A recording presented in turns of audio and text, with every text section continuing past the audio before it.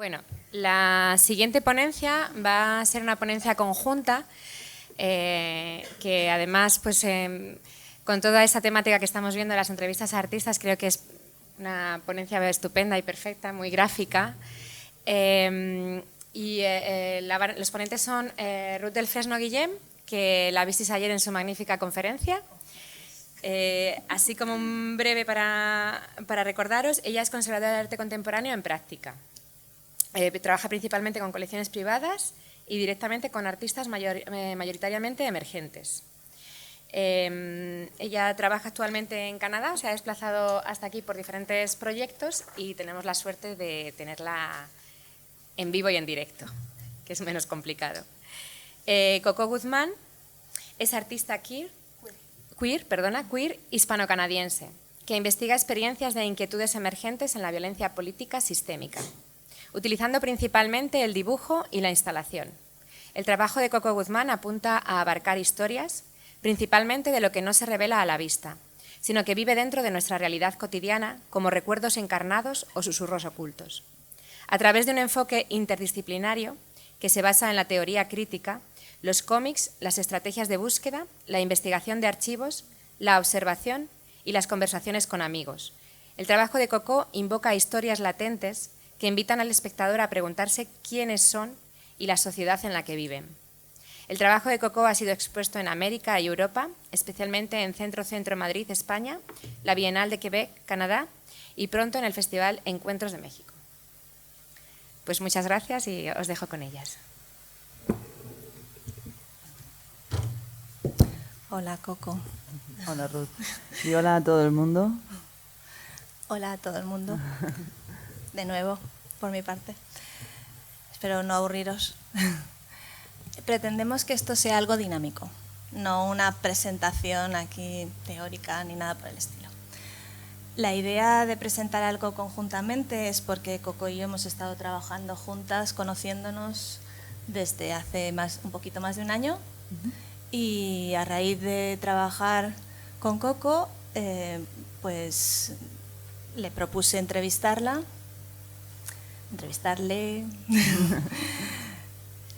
Y a raíz de la entrevista surgieron cosas muy interesantes. Yo, que soy muy cotilla, pues le empecé a preguntar cosas que no se había planteado.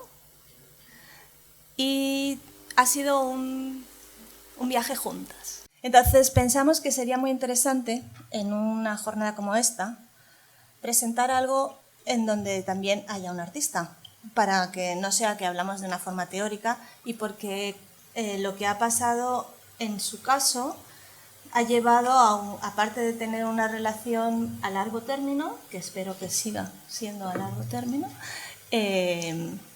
la conservación ha entrado en su vida y su manera de ver la vida ha entrado en la mía.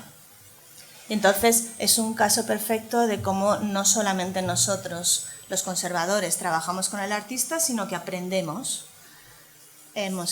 Yo he aprendido muchísimo, estoy muy, muy agradecida de su generosidad y espero que mi trabajo le haya ayudado a ella. Entonces, básicamente va a hablar ella, aunque yo como no puedo callar, pues también hablaré.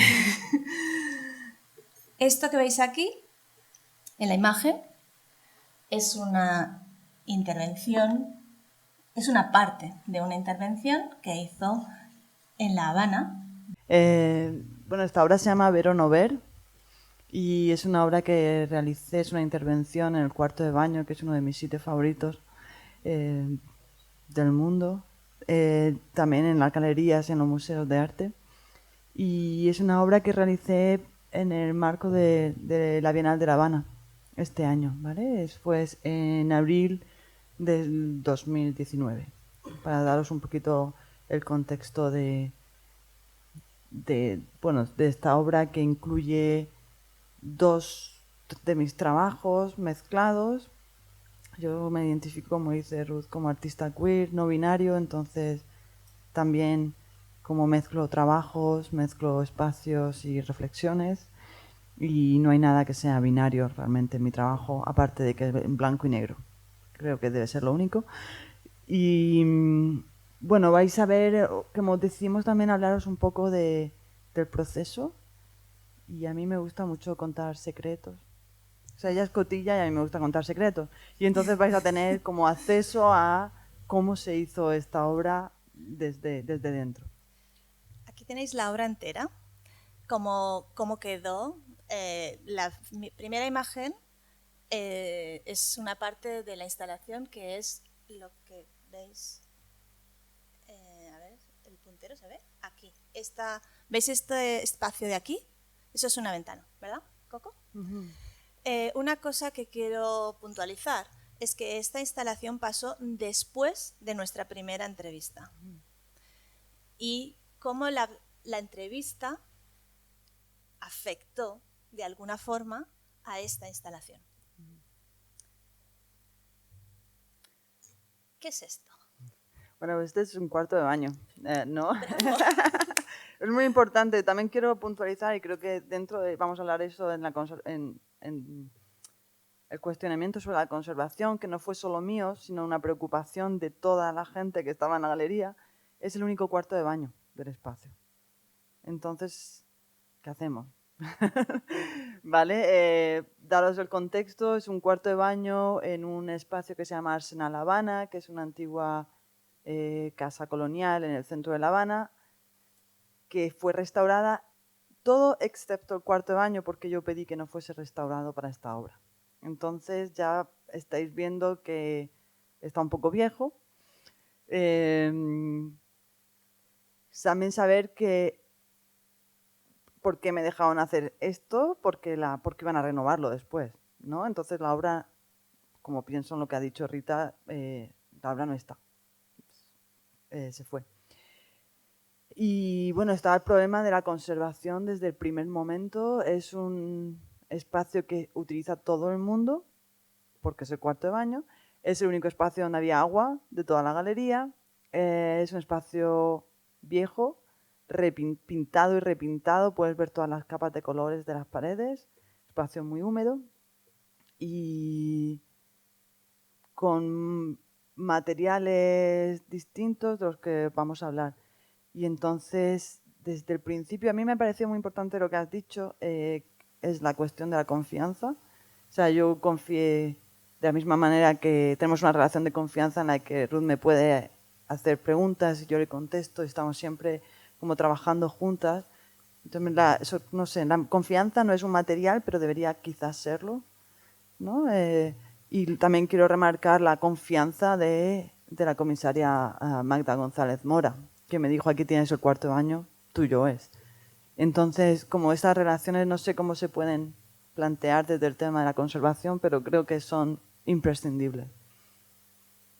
Sí, además yo creo que ayer lo planteé eso, que la confianza era muy importante a la hora de realizar una entrevista, pero también cómo nos encontramos en situaciones y somos capaces de hacer preguntas que a lo mejor creemos que puedan ser peligrosas. ¿Cómo lo vas a hacer? ¿Qué vas a hacer? ¿Qué te parece? ¿Qué va a pasar aquí? Entonces, vais a ir viendo el proceso, pero primero os voy a poner una imagen sobre una de las partes de la instalación, porque quiero que cuentes de dónde viene esta instalación. Vale. O sea, dónde empieza el proyecto realmente. Bueno, el proyecto empieza con esta sirena con bigote, que es una imagen de una obra mía que se llama Gender Poo, que significa género caca. Ya ves que me gusta el cuarto de baño. Y es una obra que es un dibujo que yo realicé después de que mucha gente me violentase con la pregunta de: ¿estás en el cuarto de baño incorrecto? ¿No? Porque el baño público, ¿no? Siempre como ese cuestionamiento sobre mi género. Y yo un día me cansé y dije: voy a hacer mi propio signo. Iba a ser la sirena con bigote, ¿no? Entonces es el signo con el que yo me identifico. A partir de ahí han surgido muchos, hay como, ya no me acuerdo si entre 80 y 90 signos diferentes, que no solo hablan de género, sino hablan de los procesos de normalización, ¿vale? De cómo nos meten en casillas para normalizarnos. Y por eso el cuarto de baño para mí es un espacio muy importante, porque es un espacio normalizador de género, normalizador sobre el cuerpo, y al mismo tiempo es el espacio de lo abyecto y lo obsceno. Entonces a mí por eso me encanta. Gender Poo es una obra que está hecha en dibujo vectorial, son fotocopias en blanco y negro. No debería decirlo, pero siempre las envío gratis a gente que no trabaja en museos o galerías, festivales de arte. Entonces, mucha gente las ha convertido en pegatinas, en camisetas, en una comparsa de carnaval. Este año, en febrero, 2020, va a ser una comparsa de carnaval. Estoy súper emocionada.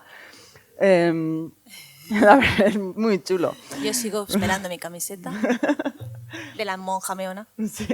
Entonces hay muchos, está la sirena, está la monja meona, hay vampiros, hay gente que está en la cárcel, migrantes, ocupas, mucha gente representada en estos signos. Y una cosa en la que hablamos, Ruth y yo, fue del proceso, como os he dicho, yo lo envío. Si queréis hacer la obra, pues yo la envío por PDF y lo imprimís. Pero era sobre el protocolo de cómo montar la obra, ¿no? ¿Qué pautas doy yo? Y me di cuenta de sí que soy más mandone de lo que creo. Porque yo le pregunté, por supuesto, protocolo, ¿qué protocolo tienes? Porque aunque lo mandes, hay que empezarlo de alguna forma, ¿qué imagen va primero? Y al principio la palabra protocolo era una pesadilla, ¿no? No, pero sí, era una pesadilla la palabra, pero como yo ya tenía las órdenes, o sea, yo ya tenía muy claro que no. Sí, porque ella me dijo que no tenía un protocolo, pero luego descubrimos que sí tenía un protocolo, ¿no? Sí, y el protocolo es que siempre se empieza la instalación por la imagen de la sirena con bigote. Por eso está ahí, ahora mismo en esa imagen veis 4 juegos enteros de fotocopias, porque no sabíamos cuánto íbamos a necesitar para el espacio. Y siempre tiene que ser la sirena con bigote la primera. La otra regla es que es como un sudoku. No se puede poner la misma imagen ni en la misma columna ni en la misma línea. Esto parece fácil, pero al final es un cacao mental porque tienes que ir mirando y parecen todas...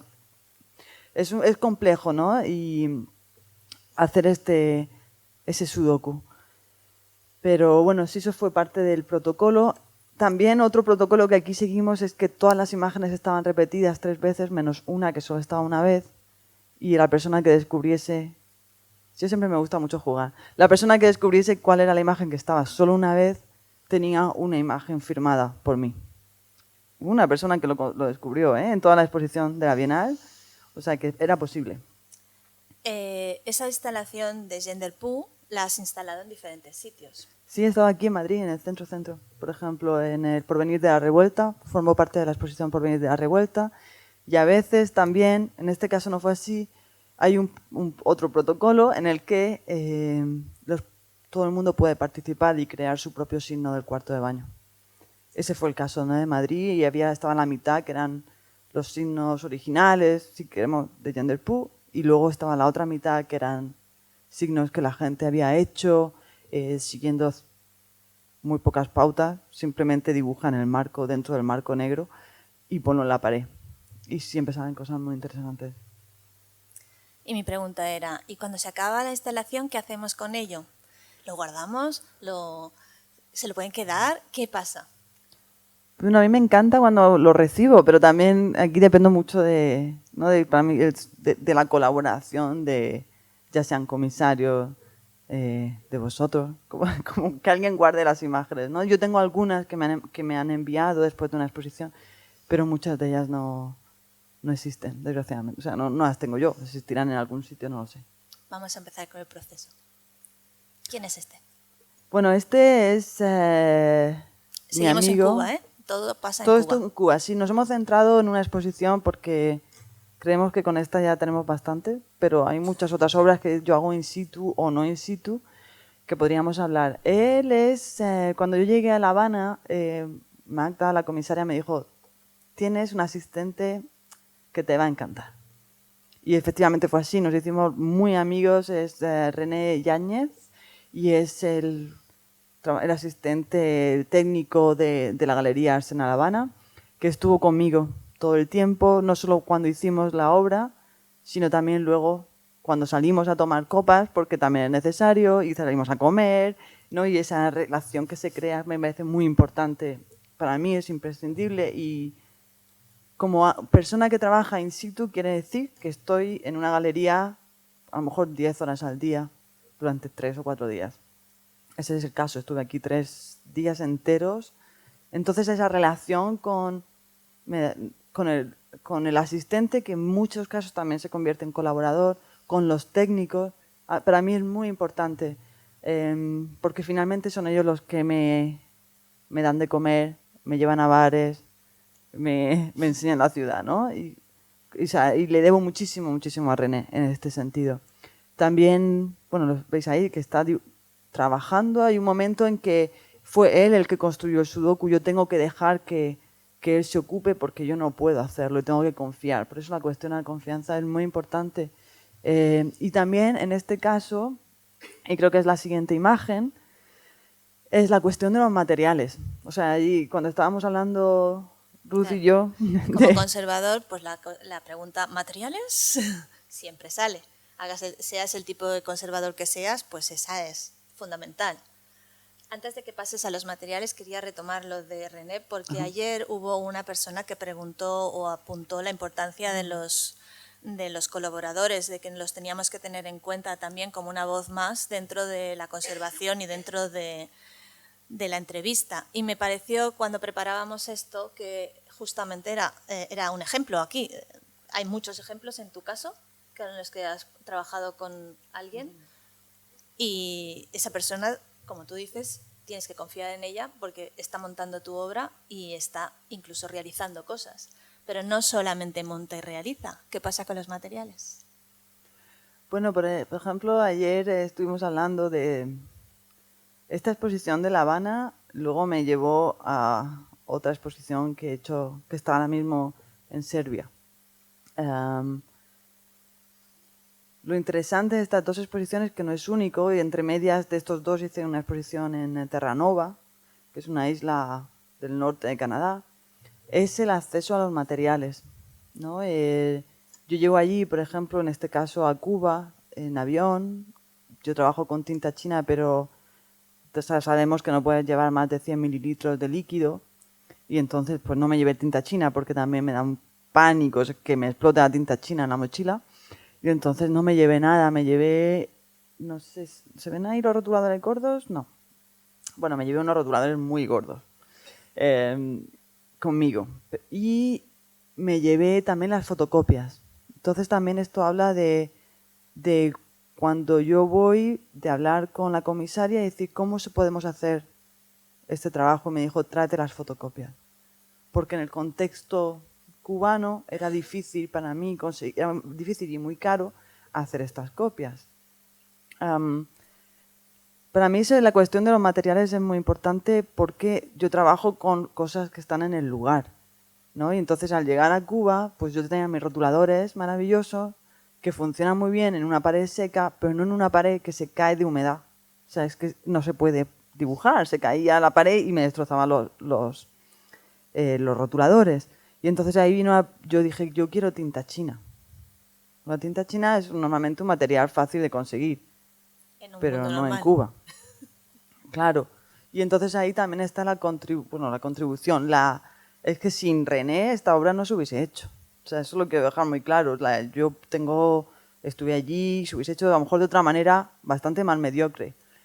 Fue René el que consiguió la tinta china. ¿Y cómo se consigue la tinta china? Pues preguntando a artistas, yéndonos a sus estudios y ellos buscando por allí, por detrás, hasta que un artista local de La Habana tenía tinta china y tenía pinceles, que yo tampoco tenía, ¿no? Ese es un problema, el problema de la cola. Vais a ver que está todo empapelado. Pues cola de empapelar, pues aquí a lo mejor encontramos, pero en Cuba fue como hacer... Pues entonces cogimos, ¿no? Cola blanca de pegamento, con agua, tiqui, agua, y lo hicimos. Pero son esos los materiales, claro, te tienes que adaptar. Yo siempre me adapto al material local porque no viajo con todos mis materiales. Empieza el proceso. ¿Cuál es el elemento que te encontraste que era un deterioro? ¿Y cuál es el elemento de toda esa coreografía que no es un deterioro? Porque la pregunta que yo os dije ayer que para mí era importante hacer es, define qué es deterioro para ti. Veo a Maite hacer así con la cabeza, luego vais a verla, pero Maite estuvo en mi defensa de tesis, que es más bonita ella. Y esa era una de las fases más importantes. ¿Qué es deterioro para ti, Coco, en este lavabo húmedo, lleno de cosas que se caen? Lleno de cosas que se caen. Esa pregunta, porque Ruth me la hizo antes, ¿no? Como ya he dicho, hicimos la entrevista. Y entonces yo me encontré, ayer te decía como en contradicción y no pasa nada porque yo siento que es una contradicción y me gusta que así lo sea, en un espacio que yo sabía que lo van a tirar, o sea, que lo han tirado ya. Y eso no me molestaba, pero me molestaba muchísimo que el grifo soltase un poquito de agua, porque eso sí que deterioraba la obra, ¿no? Y era esa contradicción del... lo que me molestaba no me molestaba la pared que se caía, no me molestaban los manises que también se caían, o que estaban manchados, o todo eso me parecía muy bien. Pero había un grifo que aquí no se ve, bueno, aquí se ve el retrete, que también soltaba agua, y eso me molestaba porque el agua con la tinta china era un desastre. Pero había otro grifo que no se ve, que es el único grifo donde había agua para limpiar toda la galería. Y ese grifo no se cerraba bien. Y entonces, no sé por qué, eso sí que casi me indignó. Entonces tuve que hablar con todos los técnicos, tuve que hablar con toda la gente que hacía limpieza, tuve que hablar por supuesto, con René, para que, por favor, ese grifo sí lo cerrasen. Porque ese deterioro, y la verdad es que no sé explicar por qué, ese deterioro sí que me molestaba mucho. Quizá porque el que la obra se fuese a perder o se fuese a derrumbar, a destrozar, creo que formaba parte de la belleza, no de como ha dicho Rita, efímera. Pero ese deterioro constante del grifo mal cerrado, para mí eso le quitaba como el final heroico. Creo que hay una parte de final heroico de la obra. Y sí, el deterioro ocurría sobre todo por el agua. También en el lavabo, que no sé si hay una imagen que aparece, pero el lavabo también está dibujado. Cualquier cosa que fuese agua se deterioraba. El lavabo me parecía bien porque en el lavabo la gente lo estaba abriendo porque se va a lavar las manos. Entonces me gusta la idea del deterioro por el uso.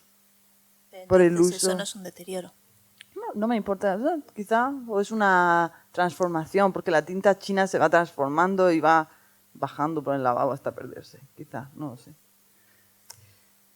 Aquí tenéis, cuando el dibujo está empezando ya a surgir, y hay dibujo en el suelo que puedes pisar. Sí, bueno, la obra es que tienes que actuar con ella. Todos estos dibujos están hechos también a partir de fotografías autobiográficas. Saqué mi ropa real. Y aparte llevaba esa ropa, ¿no?, en la inauguración para que se viese que era la misma ropa. Ahí sí, se puede pisar, es que lo tienes que pisar. No hay remedio. Si entras al baño y es el único baño de la galería, tienes que pisar la obra. Empiezan a aparecer Genterpú en la pared. Si entonces decidimos, el proceso de hacer la obra hubiese sido mucho más fácil, eso para que también os deis cuenta de lo complicado que es trabajar conmigo, porque hubiese sido mucho más fácil primero poner Genterpú, que son hojas, y empapelar toda la pared y luego hacer el dibujo, ¿verdad? Pero no. Yo lo hice al revés porque me gusta el dibujo hecho directamente sobre el azulejo y que se vea el azulejo, ¿no? Y que se vea el azulejo manchado. Porque también le da vida, la idea del dibujo sobre sucio me gusta mucho. Entonces está todo hecho el dibujo primero. ¿Puedes pasar la anterior? Sí.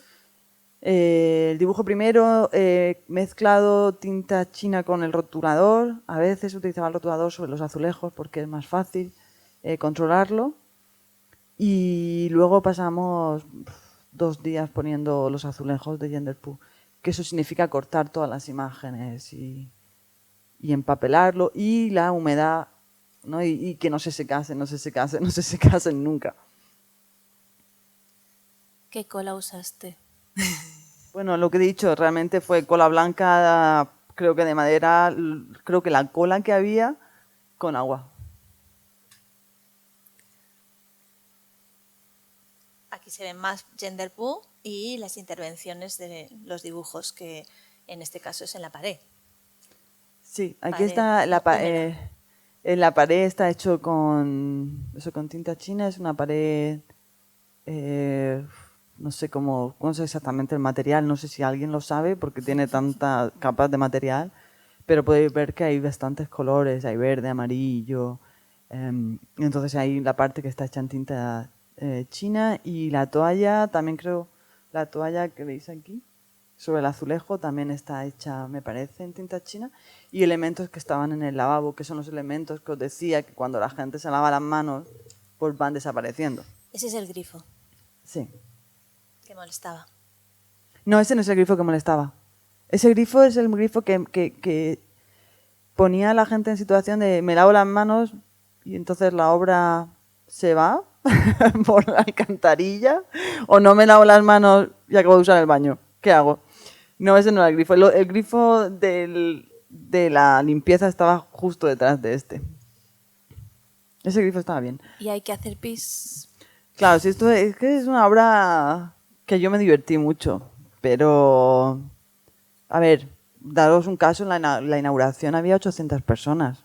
O sea, 800 personas. Alguna tendrá ganas de hacer pis. Y es el único cuarto de baño de la galería, pues en la Bienal de La Habana, que hace un calor y hay mucha bebida, mucho mojito, calor, mojito, todo el mundo tiene que usar el cuarto de baño.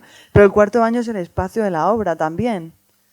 Y eso creaba como muchas cuestiones de ¿qué hago? Si tengo que utilizar ¿no? Tengo que utilizar el servicio, tengo como casi como salir del armario. A mí esa idea de salir del armario me encanta. Entonces era como, tengo que salir del armario, que tengo que utilizar el servicio y le tengo que decir a todas las 40 personas que están en el baño, por favor, váyanse, que tengo que cerrar la puerta. ¿No? Entonces siempre estaba esta gestión, ¿no? del espacio. Para mí el cuarto de baño, no en vuestra casa o en la mía, pero en un espacio público, es el más privado de los espacios públicos, ¿no? Y al mismo tiempo es el espacio público más público, o sea, es el espacio más público de los privados, porque es el espacio que todo el mundo utiliza. Entonces tiene esa contradicción inherente que a mí me parece muy interesante. También, bueno, la primera imagen que habéis visto, ¿no? De esas caritas que salen por la ventana, porque es desde el cuarto de baño yo creé ese dispositivo que permitía ver toda la galería. O sea, desde el cuarto de baño tú podías espiar a los demás, pero nadie te podía espiar a ti. Y eso también es un cambio, ¿no? Normalmente es al revés. Bueno, no sé si lo habéis hecho, pero la gente mala mira dentro del cuarto de baño a ver cómo se ve la gente, ¿vale? Vosotros no, pero normalmente se hace al revés, desde fuera hacia adentro. Y en este caso era desde dentro hacia afuera. Y el retrete estaba pintado, con lo cual la gente también tenía que tenía realmente, voy a decirlo así feamente, mear en la obra. Y alguien me dijo, bueno, esto es una versión queer de Duchamp. Como ya, encima tienes que mear ahí, porque no hay más remedio, ¿no? Y además alguien lo tiene que limpiar cada día. Y además alguien lo tiene que limpiar cada día. Entonces también tuve, claro, una reunión con el servicio de limpieza en la galería, que estaban... ¿Te habías planteado reunirte con el servicio de limpieza si no hubiésemos hablado antes? Pues... seguramente, quiero decir que también fue la Magda también era como, ¿y cómo vamos a limpiar esto? ¿No? Y las propias limpiadoras que veían lo que estaba haciendo y decían, esto va a ser una pesadilla. Pero, no sé si lo fue porque yo me fui. Pero no, la degradación fue la idea, claro, de que la obra se iba a transformar por el uso. Y que a mí me encantaba esa idea. Por lo tanto, no era deterioro. Esta parte no, la del grifo maldito sí. Grifo maldito. Detalles. Esto solamente lo hemos puesto para que veáis algunos detalles de partes de la instalación, porque como en una foto general no se aprecia, pero está todo dibujado y todo pintado. Sí, está todo dibujado. A mí me encanta ocupar el espacio, me gusta mucho el silencio también, el espacio en blanco, y me gusta mucho que la gente se acerque. Esas imágenes no las hemos puesto, pero hay mucha gente que estaba dentro de la bañera. también viéndola, porque me gusta que, igual que yo, René, hicimos el esfuerzo muy físico, muy físico de hacer esta intervención, pues también la gente se tiene que acercar. Y también es esa idea, ¿no?, de lo macro y lo micro, y el cuarto de baño, como ya os he dicho, que a mí me encanta contar secretos. Entonces hay muchos secretos. Te puedes ir metiendo en los dibujos y aparecen otras historias, no aparecen detalles que no has visto, ¿no?, como lo del champú, detalles más autobiográficos también. Y si pasas a la otra imagen, hay dibujos que solo aparecen si cierras la puerta. Quiero decir que la mayoría de la gente no los vio porque no cerraron la puerta. Entonces solo la gente que osó utilizar el retrete y cerrar la puerta comprendió la conexión, porque, bueno, a lo que veis ahora mismo, este culo realmente solo tiene una mano, que es la mano que luego va a ir hacia donde está la persona en la bañera y va a poner ver o no ver. ¿Vale? Porque no se ve. Solo lo ves si utilizas. Aquí se ve la mano, pero es la otra continuación de la obra. ¿Y cómo te condicionó la entrevista? La primera entrevista. Bueno, a mí me condicionó mucho, no me condicionó, No cómo te condicionó, pero sí que me hace y me ha hecho pensar ayudó mucho en todas mis otras obras sobre la cuestión de lo efímero, la permanencia y lo inmanente. ¿No? A mí me gusta, en este caso quizás es un poquito diferente porque el cuarto de baño lo levantaron. Entonces también me hace preguntarme sobre otras obras que yo he hecho, donde hemos hablado de dibujo in situ, más como parecidos a lo que Rita decía, ¿no?, de dibujo mural. Es diferente de esta obra en la que las paredes las tiraron. Hay un mural que hiciste en Toronto, en la Galería Sur, donde hablas de explícalo, por favor. La Galería Sur es un centro de arte latino, y bueno, me adoptaron también, en Toronto, y yo hice una versión de una obra que se llama La Manifestación, que son dibujos de personas, son dibujos de cuerpos muy grandes, en tinta china directamente. No hemos hablado de que yo no hago bocetos. No hay bocetos, están hechos todos, o sea, no, esa parte no existe. Y son dibujos que a mí me gusta también dibujar con gente delante. Yo me pongo mis auriculares, es muy importante, y dibujo, y la gente puede ver cómo van surgiendo esas personas. Sobre la tinta china sí que hemos tenido conversaciones con mis amigos los técnicos, porque la tinta china cuesta un poquito cubrirla. Pero a mí me gusta también porque pienso que la tinta, para mí esos murales siempre están ahí.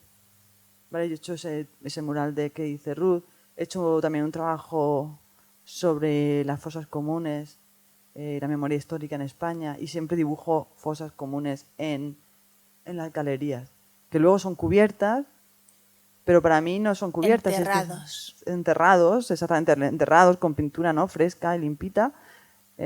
Muy buena metáfora de lo que ocurre en el Reino de España. Y entonces, pero siguen ahí, que sigue siendo también una muy buena metáfora de lo que ocurre, ¿no?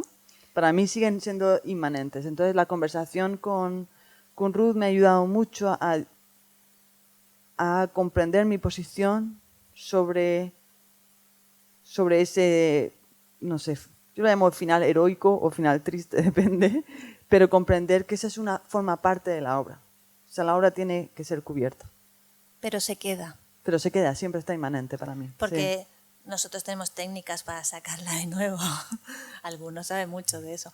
Y entonces yo le planteaba la idea de que, aunque ella pensaba que la obra desaparecía porque estaba cubierta, la obra seguía ahí. Y por lo tanto, aparte de que conectaba estupendamente con todo el discurso y la idea de la obra, porque no has entrado en la parte de hardcore, pero la hay parte hardcore siempre.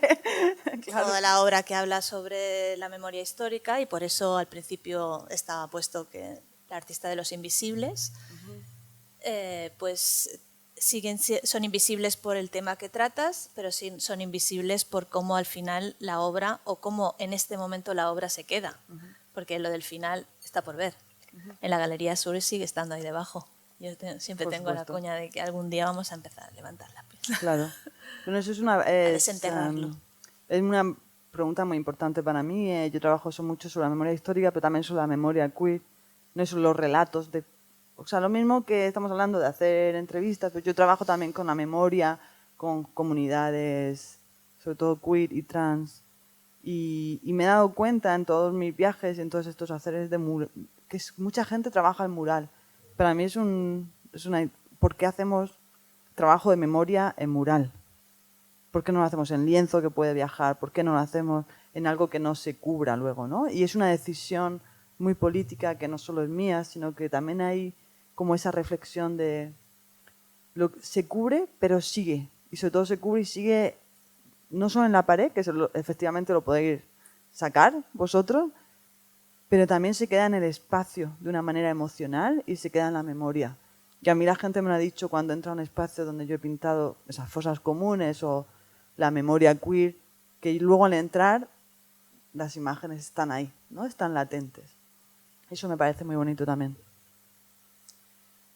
No sé si acordáis que ayer hablaba de, aparte de la confianza, que ya le hemos destacado, de ser conscientes, de tomar decisiones en conciencia. Tanto yo cuando pueda tener que trabajar con ella, que hemos trabajado, por ejemplo, últimamente en crear un inventario, y al crear ese inventario hemos hecho todo ese tipo de cuestiones de qué quieres que pase con esto, porque todos nos vamos a morir, os lo recuerdo de nuevo, y entonces es bueno pensar sobre qué va a pasar con tu obra. Por ejemplo, ahora que te acabas de trasladar aquí a España, pues hay obra en Toronto, hay obra debajo de la cama. Debajo de la cama. Hay obra en muchas partes. Ha venido a España porque acaba de empezar su doctorado en la UPV. Y en Valencia, que UPV puede ser del País Vasco. Y me he ido. Sí, tomar decisiones en conciencia. Eso es algo que también trabajamos mucho. Le hacía preguntas para que se diera cuenta de que da igual si decides que no te importa lo que pasa con la obra, pero lo decides. No es que pasa. Simplemente desaparece y digo, ¡uy! Desapareció. ¿Puedes hablar sobre eso? Sí, totalmente. Aparte yo trabajo, creo que esa conversación que tuvimos sobre materiales, yo trabajo con materiales como el papel, muy importante, ¿no? El papel, que a veces no tiene ácido, otras veces es lo que hay, y es lo que hay. Y entonces, bueno, pues es papel lo que sea. Para mí ha sido muy importante también hablar con Ruth para comprender los sistemas de exposición y cómo los sistemas de exposición contribuyen a la obra, no solo aquí ahora, sino cómo van a contribuir, ¿no? Entonces tomar la decisión, por ejemplo, a mí me gusta hacer esos sistemas de exposición transparentes. Entonces trabajamos en qué tipo de alfileres podemos encontrar para colocar este papel. Y también me acuerdo que hablamos de cosas más, también a lo mejor quizá más estéticas, pero bueno, esos alfileres se pueden poner en cierto ritmo, cómo contribuye esa pequeña pieza al significado de la obra. Y eso me parece muy interesante porque el tema de la conservación creo que está muy ligado a mi obra en el sentido de que es una obra siempre muy frágil, o parece frágil. Y entonces el hablar con Ruth también como me ha permitido reflexionar a cómo hacer todavía más visible esa fragilidad del tiempo, no esa fragilidad del material. Gracias a ti. En pantalla tenéis su web por si queréis investigar un poco más sobre su proceso y sobre su trabajo. Y en la web que os habló ayer Eva está el link a la segunda entrevista que hicimos, que esa segunda entrevista está hecha después de este proyecto de La Habana. Y la hicimos justamente porque a mí me interesaba mucho saber qué había pasado. Bueno, la hicimos por dos motivos. El primer motivo fue porque la primera entrevista se nos borró. Sí, no se grabó nunca, no, ni siquiera se borró. Creo que no se grabó nunca. Que la tenemos en audio porque yo siempre pongo como el teléfono en medio por si acaso, pero no tenemos el vídeo que habíamos sufrido tanto para crear. Y la primera entrevista sucedió en el entorno de su exposición de tesis de máster y ahí también la hicimos in situ de la exposición para poder estar rodeados de esas imágenes, porque habíamos trabajado mucho sobre cómo instalar la obra y cómo esos alfileres que ella ha hablado acabaron formando parte de ese pequeño agresión, dolor sobre el papel que tenía mucho que ver sobre lo que estaba contando la obra. Sí. ¿Quieres explicar un poco lo que contaba esa obra? Sí, esa obra se llama Las cosas que se quedan y es un trabajo también sobre la memoria. Es una obra sobre la memoria, yo soy de Murcia, sobre la memoria en el contexto del Levante, del Mediterráneo y esa mezcla entre la memoria histórica y también las políticas actuales criminales de la Unión Europea contra los migrantes y cómo todos esos cuerpos, esa muerte se encuentra sobre las playas, ¿no? Y mi sensación también al ir a la playa, también es ir a la playa como un cuerpo queer, la memoria de lo queer en la costa, que fue muy importante. Siempre se habla ¿no? de Madrid o de Barcelona, pero creo que en el contexto del Estado español lo queer ha crecido mucho en la playa. Y entonces me apetecía también hablar de eso. Recuerdo creo que son 70 dibujos hechos a lápiz, muchos de ellos a partir de archivo, y están colocados, están sobre una... No están ahí, ¿no? Sobre un palito encontrar una imagen. sobre un palito de madera que luego está pegado con celo negro ¿Qué al pasa dibujo. con este celo? ¿Por qué este celo? Si hablamos mucho del celo, yo ahí fue una decisión muy consciente de utilizar el celo negro, aún sabiendo que podía dañar el papel. Pero me gustaba esa idea del pelar, ¿no? Como tiene, no sé, esa agresión, siempre se puede luego pintar si se mancha algo, porque el papel estaba en los dibujos, que no suene yo tampoco como que estoy aquí tirando mis dibujos, ¿vale? O sea, los dibujos que estaban pegados sobre un cartón, y el cartón es lo que estaba pegado al celo. Entonces, bueno, pues no era el dibujo directamente lo que se manchaba.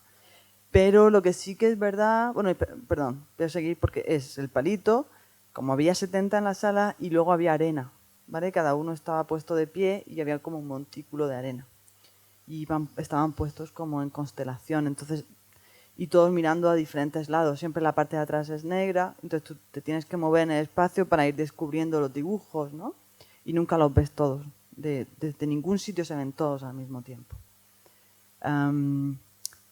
Una cosa de la que no hemos hablado en la conservación es que todos mis dibujos son muy vulnerables. Esos son los dibujos originales, no están enmarcados. Yo tengo una amiga comisaria que cada vez que ve una exposición mía se pone fatal porque no hay nada que esté protegido. Había niños corriendo por la galería, jugando con la arena. Esta exposición, bueno, la que habéis visto, por supuesto, la cantidad de cuerpos que han tocado esos dibujos, ¿vale? Todas partes del cuerpo. Y otros dibujos míos que realmente son muy vulnerables. La gente puede entrar con una copa de vino a la exposición y son los dibujos. Pero tomabas la idea, o sea, tomabas las decisiones en conciencia. Sí, absolutamente. Porque también creo que para mí es una cuestión de confianza. Volvemos a lo mismo. Sí, yo confío en que la gente no lo haga, de que no se caiga la gente. Realmente la gravedad no haga que se caiga la copa de vino. Y si se cae, pues no sé lo que pasará. Pero quizás siga utilizando. Tuve esa conversación, ¿no? Esa conversación de... Pues si se rompe, no sé. No pasa nada, porque creo que esa sensación de peligro para mí, de esa sensación del espectador andando y sabiendo que le puede destruir la obra, eso me gusta. Transformarla. Puede transformarla. En vez de destruirla, quiero decir. Sí, para mí no es, pero creo que, no, digo para ellos, cuando tú vas andando en una galería y que puedes tocar la obra y se te puede caer, hay una sensación de peligro para ellos, no para mí. A mí no me molesta. ¿Quieres decir algo más? Porque nosotras podemos seguir hablando así forever, ¿eh? Pero lo dejamos aquí. Porque Vamos, queríamos ¿preguntas? solamente centrarnos en una obra, porque era la obra que era justo después de la primera entrevista y cómo había afectado la entrevista. Pero ahora vosotros podéis hacer preguntas. Hola, Julia. Bueno, gracias. Gracias.